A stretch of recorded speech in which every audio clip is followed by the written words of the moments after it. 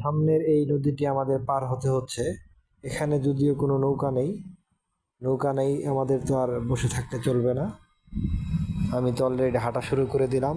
জিহাদ আর গুপি অলরেডি ওরা রেডি হচ্ছে ওদের প্যান্ট ট্যান্ট নিয়ে।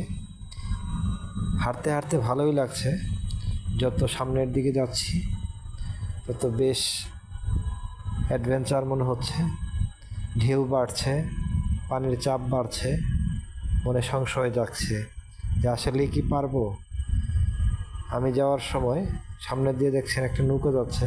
নৌকা থেকে মাঝি যেন আমাকে কি বলছে হাত জাগিয়ে।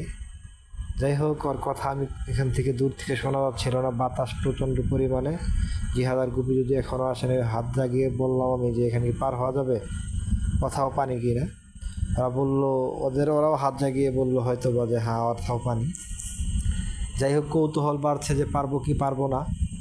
জিহাদ যদিও এখনও আমার পিছে পিছে আসতেছে, গুপি এখনও আসেনি। জিহাদি ফোনটা ধরে রয়েছে। সামনে যতই যাচ্ছি ততই কিন্তু একটু ভয় কাজ করতেছে যে যদি কোথাও পানি হয়ে যায় সেক্ষেত্রে পার হওয়াটা কষ্ট হবে। আর ঘটনা হচ্ছে যে জিহাদ ওদের হাতে কিন্তু প্যান্ট ট্যান্ট একটু ভারী, ওরা কেটস পরে এসেছে, যে যার ধরুন আমার একটু ভয় হচ্ছে।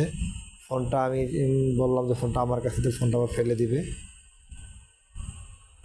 ওদের একটু ভিডিও করে নেই। ওরা কিন্তু এইভাবে প্রস্তুতি নিয়ে যাই হোক সামনের দিকে হাঁটতেছে।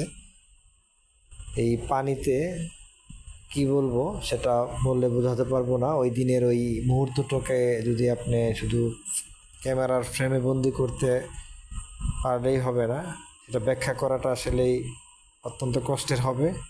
অত্যন্ত চমৎকার ছিল দিনটি আর পানির তীব্রতাটা।